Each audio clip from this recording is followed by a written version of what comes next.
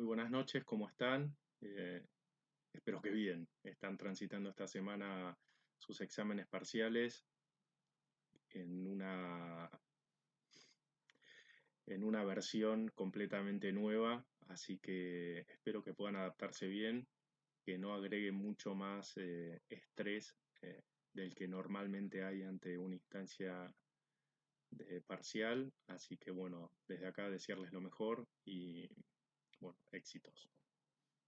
Respecto a la cátedra y en lo relativo al sistema de evaluación, habíamos planteado al principio que entraban toda la etnografía completa en el examen parcial. Para eso diseñamos una serie de preguntas que iban orientadas específicamente a la resolución del mismo.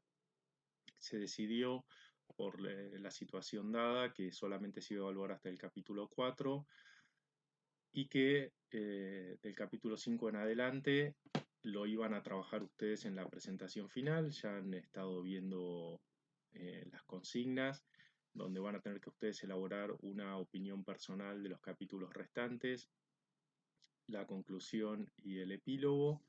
Así que la idea de los videos que quedan, de las clases que quedan hasta completar la etnografía, va a ser seguir manteniendo ese criterio de ideas centrales que le interesa a la cátedra y que eran lo que se iba a evaluar en el examen parcial, cuando la propuesta de la totalidad de la etnografía, pero a su vez ir haciendo una lectura y reflexionando sobre el material para que a ustedes les aporte también más material a la hora de producir esta opinión personal, esta reflexión. Eh, Creo que está bueno plantearlo así en este capítulo 5, que es la educación criminal con el que vamos a trabajar hoy, porque hay mucho en juego de la opinión personal de Philip, de situaciones en las que se encuentra en el campo, que están descritas y detalladas en el capítulo, eh, que creo que está bueno que ustedes las tomen para hacer este trabajo que tienen que hacer en la presentación final. Y también me parece que es interesante en cuanto al rol del psicólogo. No nos olvidemos de que estamos dando tanto antropología como problemas socioculturales dentro de la carrera de psicología. Así que bueno, creo que esto nos da lo que pasa acá respecto a los juicios, respecto a la mirada del otro, a cómo se establecen los vínculos, un montón de material para pensar nuestro rol de psicólogos. Eh, de eso vamos a hablar un poquito más al final, pero me gustaría que lo tengan presente, sobre todo en este capítulo, en toda la etnografía. Pero este capítulo, así como el incidente de la cerveza, que veíamos al principio de la etnografía y el analfabetismo de Ray, creo que como psicólogos nos permite reflexionar y pensar en nuestra práctica y en la mirada del otro, en los juicios que podemos llegar a emitir, en lo que podemos llegar a dar por sentado. Así que bueno, tengan en cuenta eso, que ustedes están formándose, son futuros psicólogos y cuando lean el material de acá en adelante, tengan en cuenta, tengan presente eso. Página 194. Delincuencia en el jardín de infantes, primeros enfrentamientos con el capital cultural. Entre madres e hijos había un grave enfrentamiento cultural. Ella era una inmigrante soltera que no hablaba inglés y sus hijos nacidos en Nueva York se negaban a contestarle en español.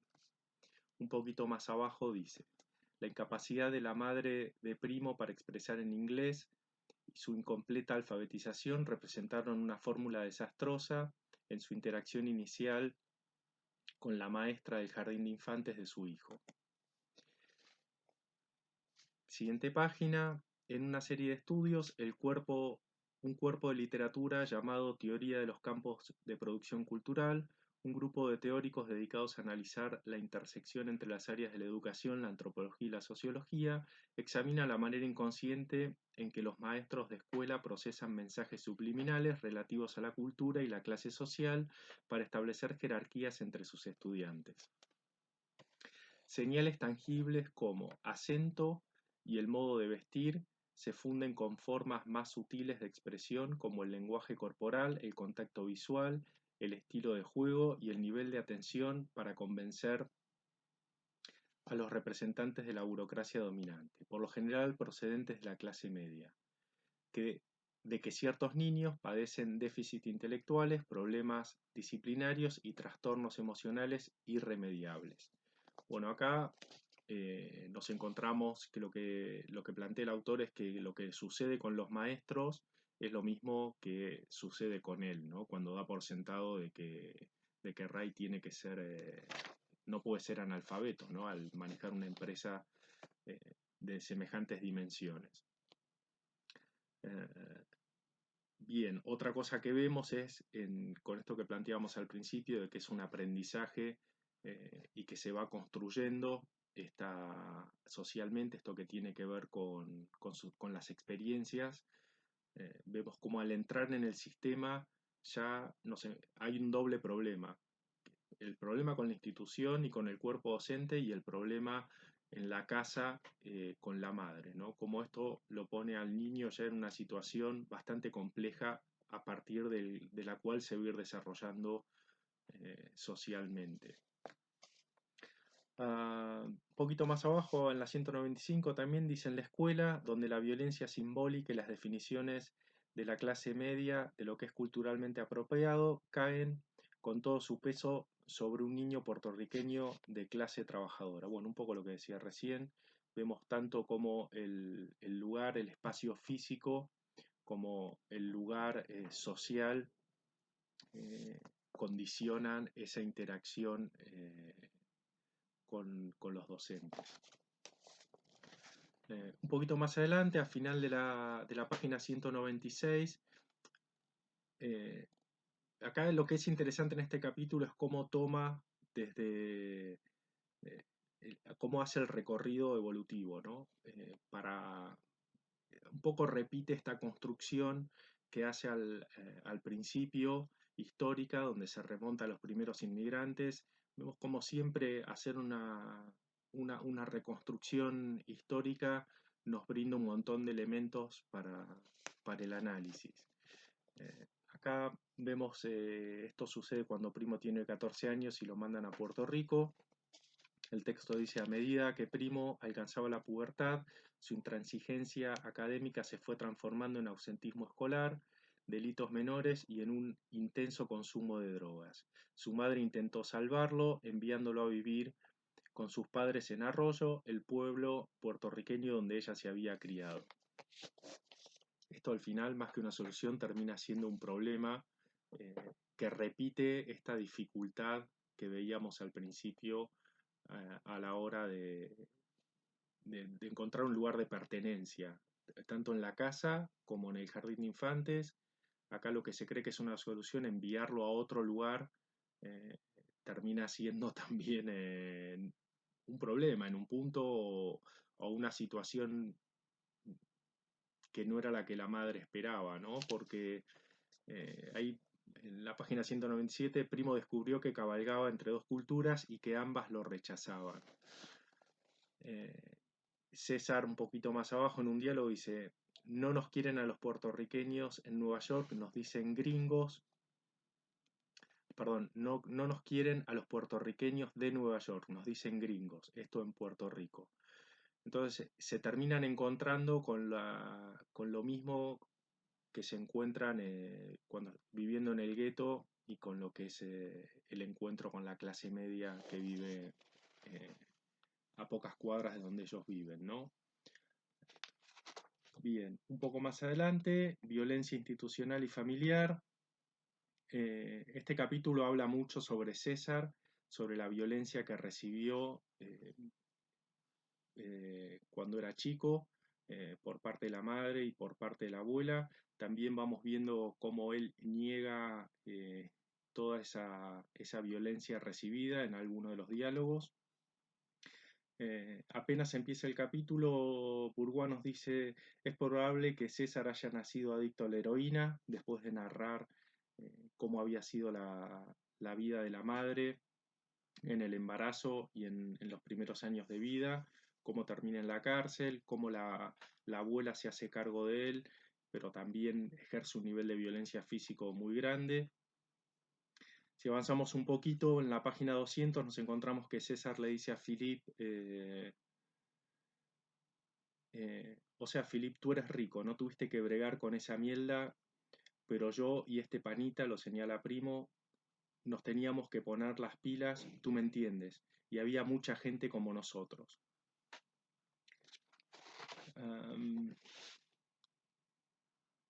Con esto que les comentaba de la negación de César, encontramos en la página 202,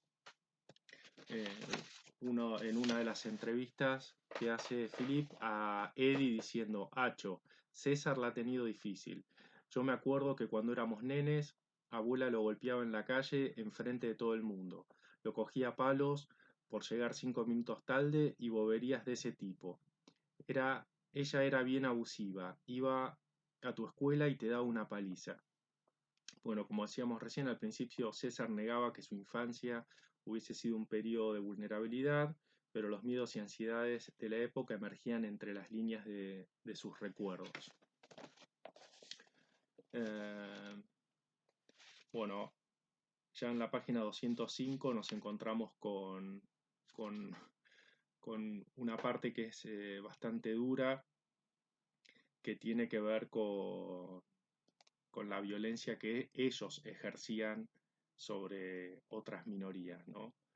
Al final de la página 205, César dice: veníamos por la mañana a fastidiar a los nenes de educación especial, porque aquí a los retrasados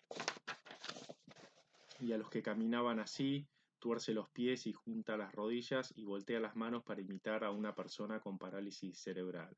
Le dábamos patadas y les pegábamos porque no nos caían bien. Había un niñito que se llamaba Lucas que caminaba bien jodido, y nosotros siempre le dábamos unas pelas. Todos veníamos en la mañana, lo veíamos venir y le dábamos un cantazo. ¡Fuácata! Bien loco, pana. Primo, con un gesto preocupado: Acho, pana, tú eres un imbécil. César: lo pateábamos tan duro que empezó a caminar normal, hasta se volvió popular. Primo, que se acuerda que hace 2 meses a mi hijo de 1 año le diagnosticaron parálisis cerebral.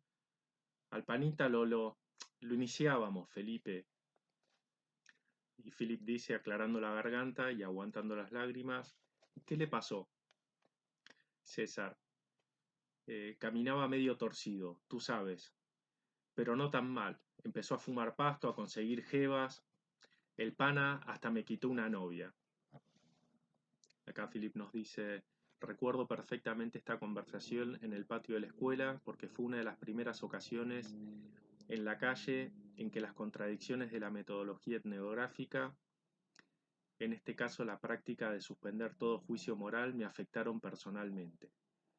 En ese entonces todavía estaba conmocionado por las dificultades físicas de mi hijo y nunca perdoné a César por su crueldad. Su inusual esfuerzo por consolarme únicamente logró abrir otra caja de Pandora: la barbarie de los hombres contra las mujeres. Otra práctica que el relativismo de mi formación antropológica jamás será capaz de reconciliar. Habiendo adormecido mis oídos, César se las ingenió para desconcentrarme nuevamente, haciendo alarde de las violaciones en las que solía participar. Me tomó varios años desarrollar la valentía y la confianza necesaria para registrar de manera sistemática los relatos de violación grupal de los vendedores de crack.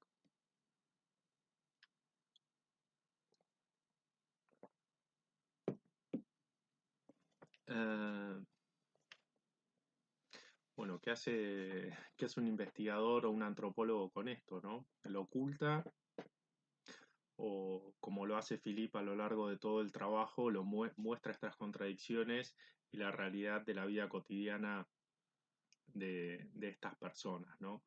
Esto me parece que es el aporte que hace este antropólogo que nos puede enriquecer en nuestro rol como psicólogos, ¿no? Am, si avanzamos un poquito más, tenemos aprendizaje de las estrellas callejeras en la escuela media, la la animadversión que Primo mostraba con el sistema educativo lo condujo a los pocos apetecibles clases para alumnos con bajo coeficiente intelectual. Por su parte, César manifestaba tal clase de ira que pronto lo internaron en una institución experimental de educación especial, administrada por el Hospital para Delincuentes Psicóticos de la isla de Ward, donde un grupo de psiquiatras experimentaba con tratamientos psicotrópicos que contenían tranquilizantes. La experiencia inauguró el vínculo de César con el régimen de asistencia social. Desde entonces, con excepción de los 3 o 4 periodos de su vida en que ha logrado conservar un empleo estable, César ha recibido un subsidio mensual del Seguro Social, el SSI, destinado a enfermos mentales.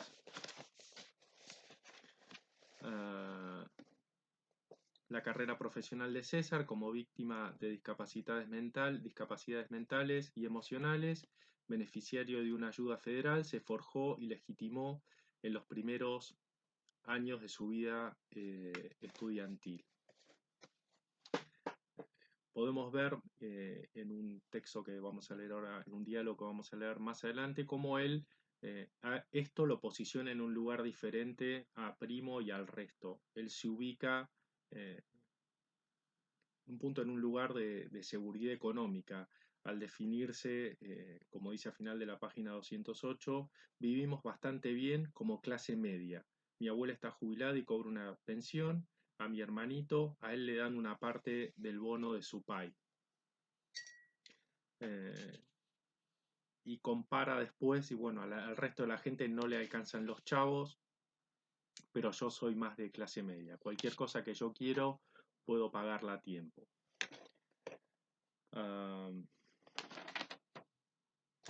Tenemos la parte psiquiátrica y médica de lo que hacían con los niños hispanos y morenos, pero bueno, eso es un lindo debate para dar también en el marco de la carrera de la formación que ustedes están haciendo, pero me parece que es más interesante para hacer en clase y no que yo ande dando mi opinión personal respecto a eso. Y espero que podamos dar el debate en otra oportunidad. Página 211. Tenemos el lugar de los compañeros. Si bien aprendieron mucho durante los años de escuela, muy poco de ese aprendizaje tocaba asuntos académicos. Invertían el tiempo cultivando identidades callejeras, tanto dentro como fuera de los confines de la institución. Bueno, acá vemos cómo, eso, que cómo en realidad para lo que sirvió ese espacio es para establecer vínculos que tienen que ver directamente con la cultura callejera y con cómo ellos se desempeñan dentro de la sociedad, más que ser un lugar de instrucción y donde ellos puedan tomar herramientas para poder desenvolverse mejor socialmente, para poder acceder a trabajos.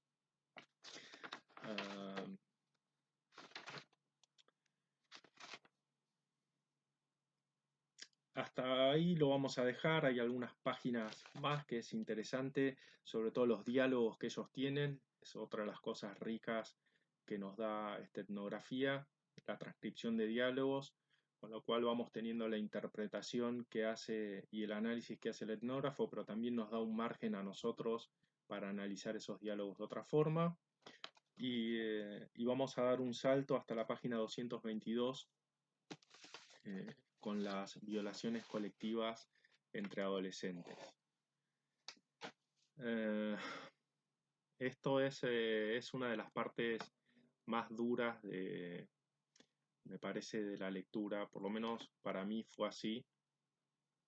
Ah, en un punto uno va generando cierta empatía por la forma en la que tiene de hacer el trabajo Bourgeois eh, con este grupo, con estas personas, con sus historias, nos va entendiendo su sufrimiento, cómo, por qué ciertas cosas se dan de la manera en la que se dan y de repente nos encontramos con este capítulo 5 y puntualmente con este apartado de las violaciones colectivas entre adolescentes.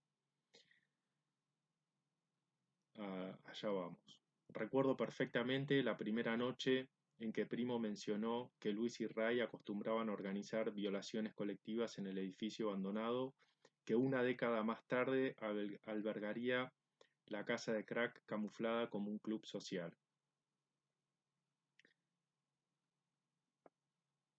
Éramos 5 o 6 panas y ese jeva. En realidad no era tan grave. En serio, Felipe. La jeva se reía. La jeva se reía con un litro de cerveza en la mano. Carne gratis. Ella no era nadie. Es una cosa simple, Felipe. Le estaban dando clases. El corillo le estaba metiendo el bicho, todos en el mismo cuarto, a la misma vez. Ella tenía 17. Ya era una mujer. No era ninguna virgen. Ella era un trozo de carne nada más y además ya estaba hecha mierda.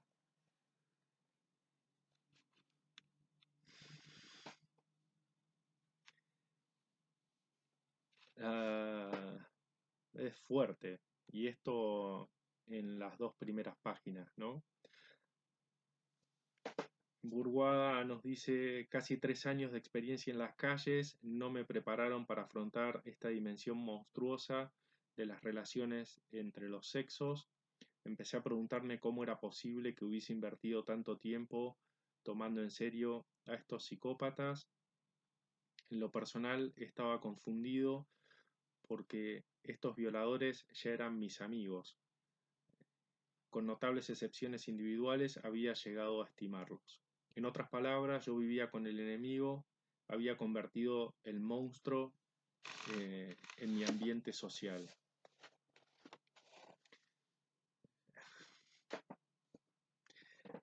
Creo que este es un buen momento de la etnografía para ponerse en el en el lugar de Felipe, ¿no?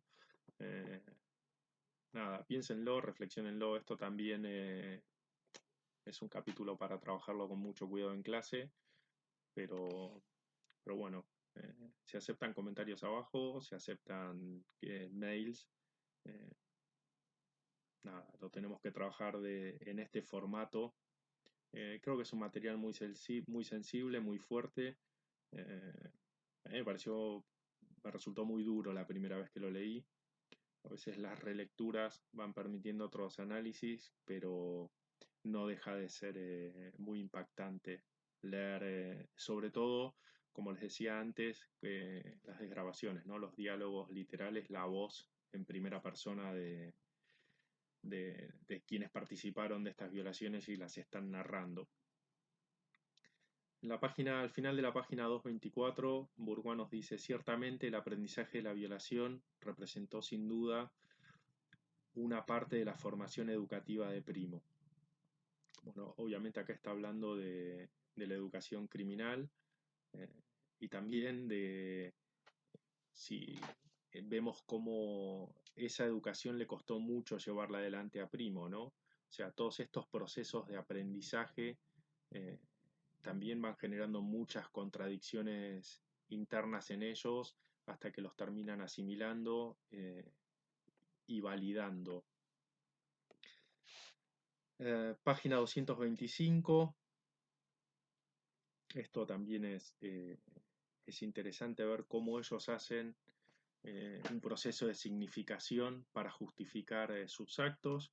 Los violadores fueron lo suficientemente cuidadosos como para inventar una lógica que justifica sus acciones. Primo, por ejemplo, separaba a las víctimas en dos categorías, dignas e indignas. Uh,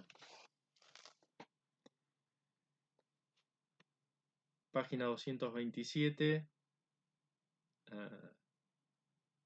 el nivel de detalle pornográfico que caracterizaba las explicaciones apoya la interpretación de que los lazos solidarios entre violadores contienen una dimensión homoerótica. En mi esfuerzo por encontrar una respuesta antagónica lo suficientemente punzante como para sacudir la conciencia de Primo y obligarlo a reconocer el sufrimiento padecido por las muchachas violadas, decidí invocar la lógica patriarcal del honor familiar. Philip le dice a Primo: ¿nunca te preocupó que esto le pasara a tus hermanas? Y Primo le contesta: claro, pero yo sabía que mis hermanas eran inocentes.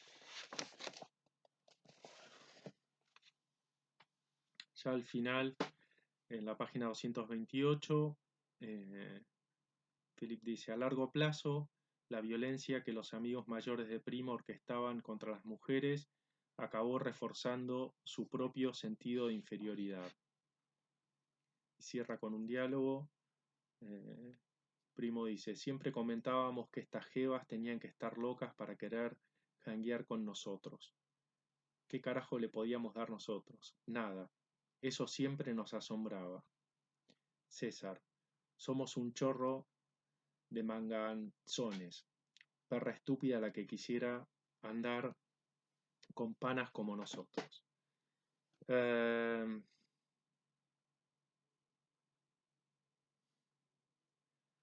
Tengo mucho más para decir en este contexto de clase.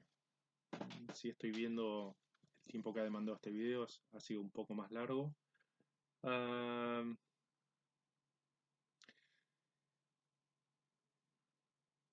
Me gustaría que en esta reflexión, acá estoy encontrándome notas al final que puse cuando lo leí por primera vez este material hace unos años.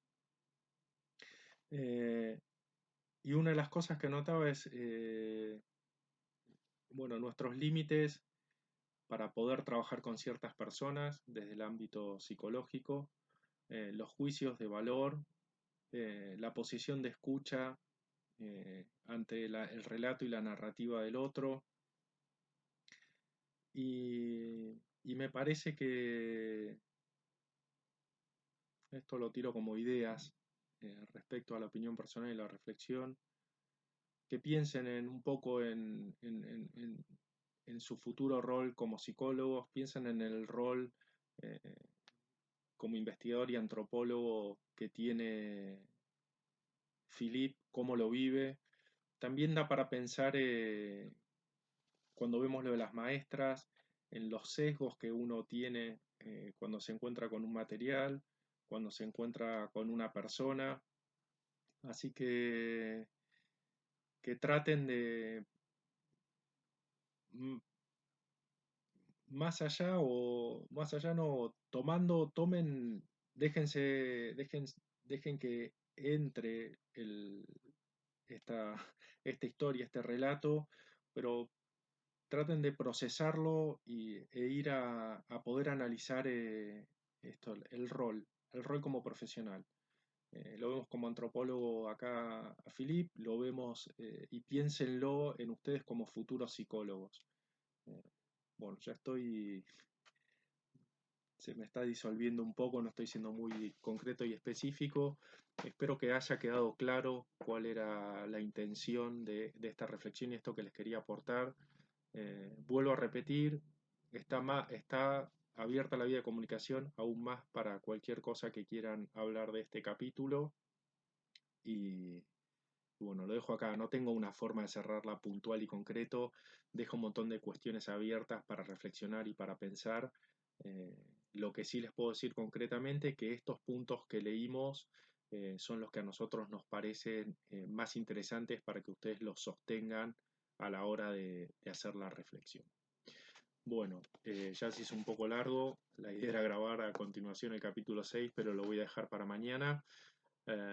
Bueno, gracias por estar del otro lado y lo que les dije al principio, éxito con los parciales y nos vemos en la próxima entrega. Gracias.